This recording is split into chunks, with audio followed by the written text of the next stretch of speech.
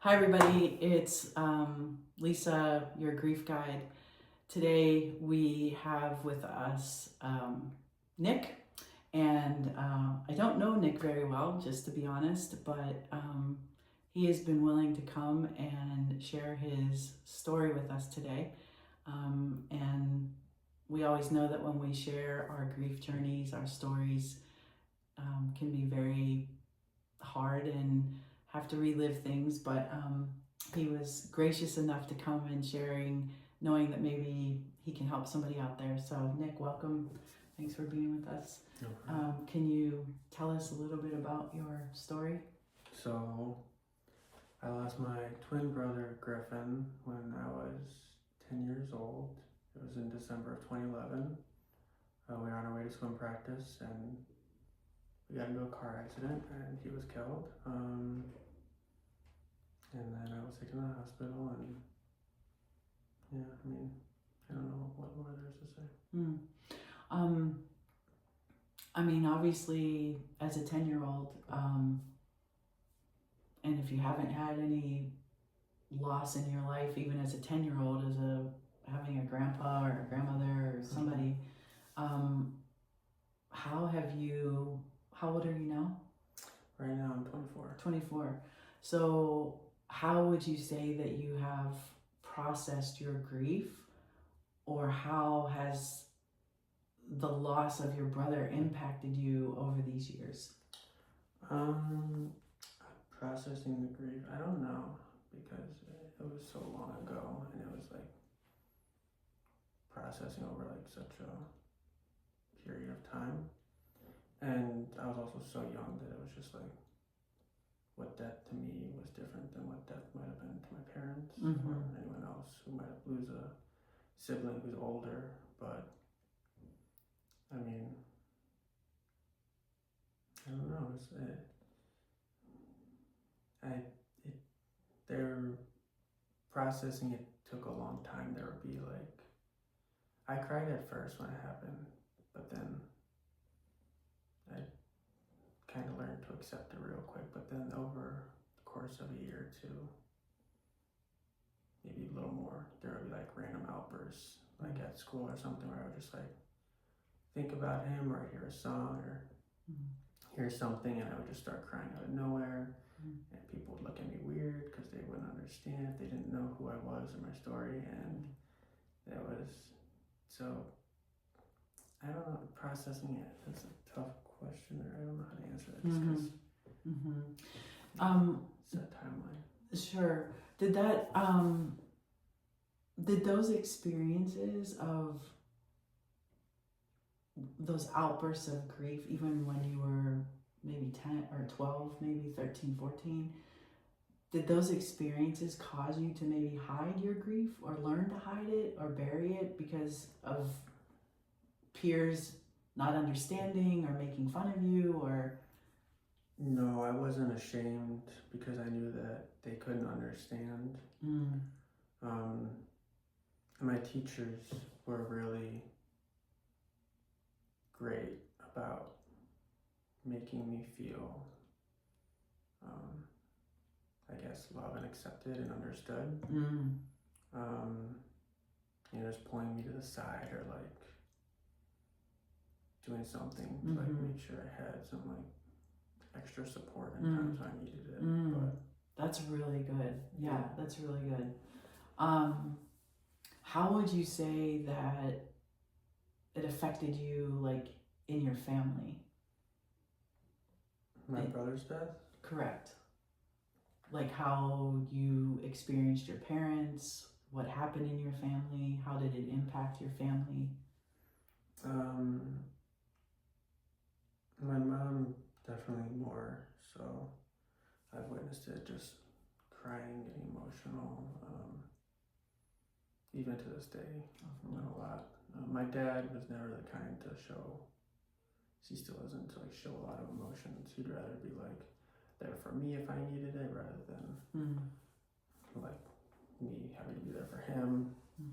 But it kind of brought our family closer together, I think, just because I had more people reaching out, like aunts, uncles, stuff. But then at times,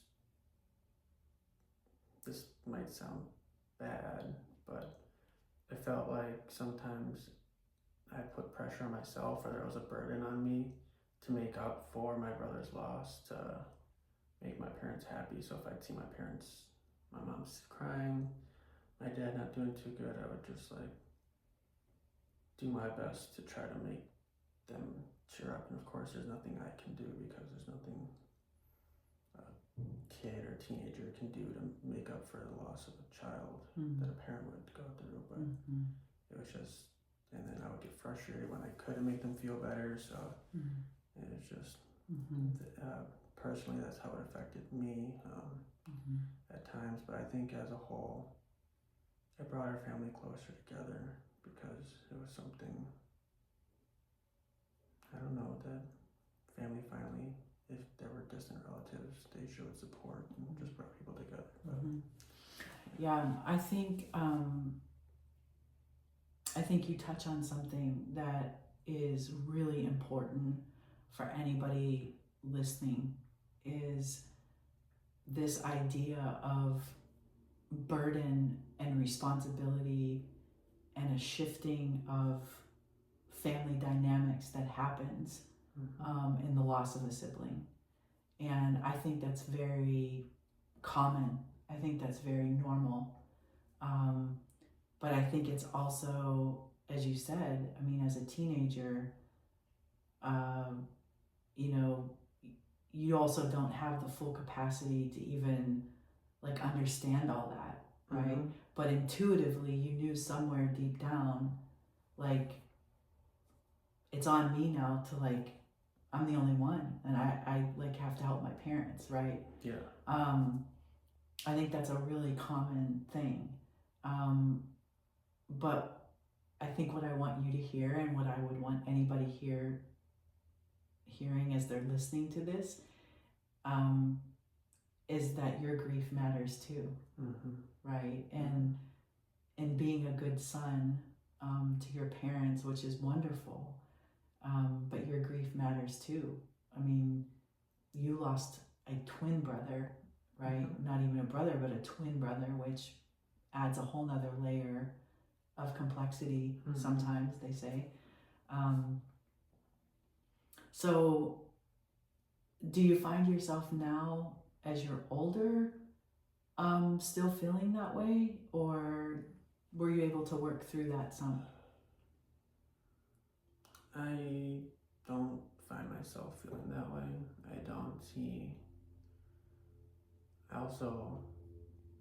I'm not around my parents as much anymore. So Sure. like, I might not see when my mom gets sad, or well, my dad I can't read their minds. I don't know what they're thinking about. But if I don't really see it, I don't really feel that extra. I have to make her feel better, because she's sad right now, you know. But no, I don't think I feel that way anymore. I think that as I've seen them cry less, it's gone away from me, because it's like the visual right in front of me, seeing them sad and upset makes me feel like, oh shit, I gotta make them feel better now. Right. Like, it's not me. Right. Yeah, I think that when my son died, he was 26 and my daughter was 23 at the time. And I think she also felt this heavy responsibility to take care of her parents now, you know? Yeah. But I also think that what that did was she put her own grief aside. And, you know, almost 10 years later now, she'll find herself grieving because she just didn't give herself permission to do that, you know? Has that been your experience at all now, like in your 20s? No. No, it's been a while since I've cried over the situation. Just because I've really 24 now, so it's been like 14 years. Sure. Weird to think about, but I spent more time without him than I have with him. Correct. So yes. I I don't even remember what it feels like to have a brother. Mm-hmm. Like, so when people ask me like, oh, like if I'm new, like when I was new to my job, they asked me like, oh, like do you have any brothers or sisters? I tell everyone I'm a single child. It's a lot easier than explaining the alternative. Yes. And I don't want to be doing a disservice to my brother, but by saying that, but at the same time, I don't want to explain my story to everyone. It's not something that people need to know. Agreed. Yeah. So I don't know how to tell them, oh yeah, I have a brother, but you're never gonna meet him. So I can say no, I'm a single child. Yeah. But that's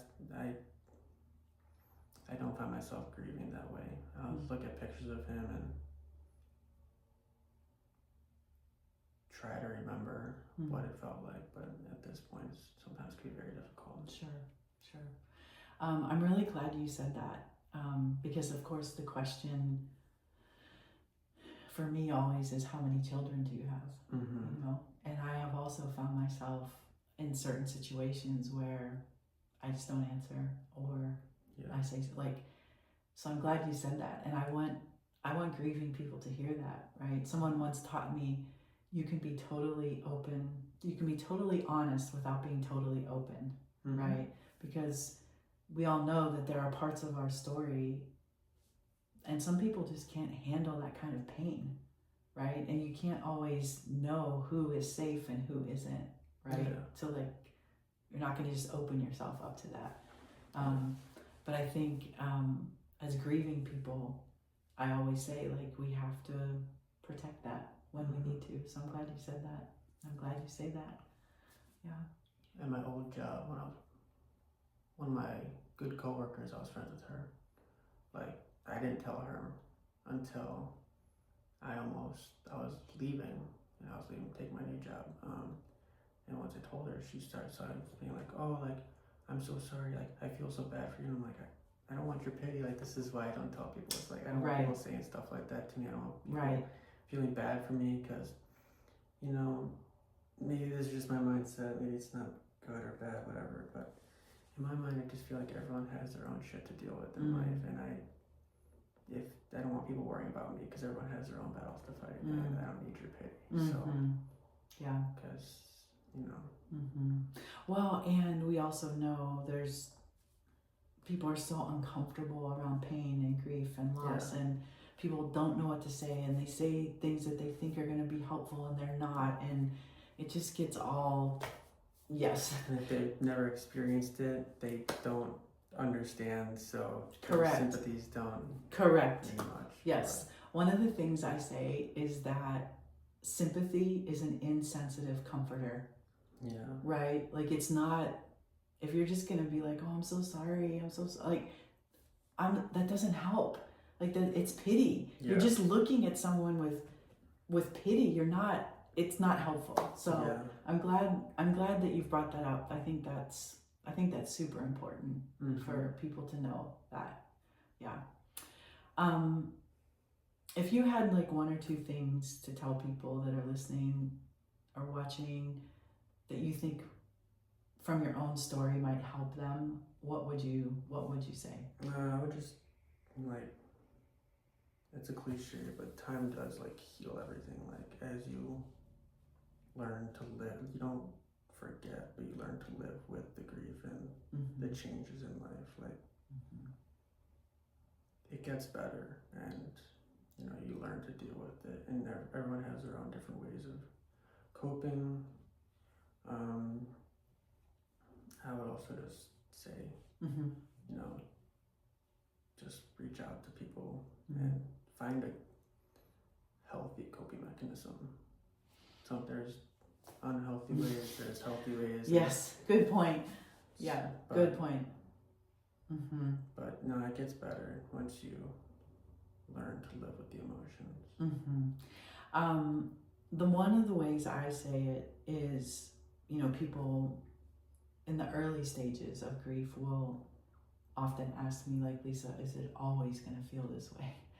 And I'm like, no. The way I'd say it is, it gets softer. It's not that intense, gut wrenching. Like, it gets softer, but you'll always have it, right? As you said, you just learn to live with it, and you learn ways that you integrate into your life to learn how to live life again and to move forward. And it can also come up at random times. If you hear a song, Oh, if you see something that reminds you, you might be having a perfectly fine day, and then the next moment you're yep. getting emotional or thinking about it when you don't necessarily want to be, or it's Mhm. not something you've been thinking about. But Yeah. so it never goes away. It's just it's always there, almost like lingering in the background that Always. you just live with and deal with. But Yes, always. Yeah.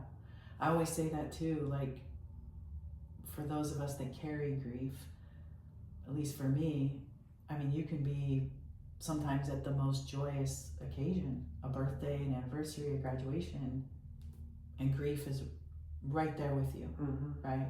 And that's the other thing we have to learn, like to learn that like that's just always going to be part of our life. Yeah. It just is. Yeah. And that's, as you said, there are some really unhealthy ways in which to cope with that, right? And so I think what I'm trying to do in helping people is like there are better ways to be able to learn to live with your grief. And it seems like, Nick, you have found some of those healthier ways. You said that you're a nurse and you are now helping people. Can you say a little bit more about that and why you chose being a nurse? Yeah, so my mom's a nurse, which played a big role. But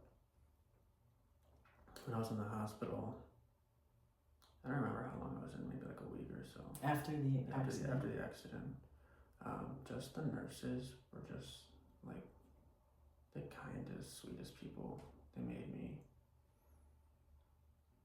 They just made me feel so almost loved, and it's just like these strangers who like you'll probably never see again in your life, but it's the impact that they made on me and made me feel during probably the hardest time in my life, that made the whole difference to me, that made me think like I want to do the same thing for people. But yeah, that's wonderful. Yeah, I would say that that is quite the healthy, choice of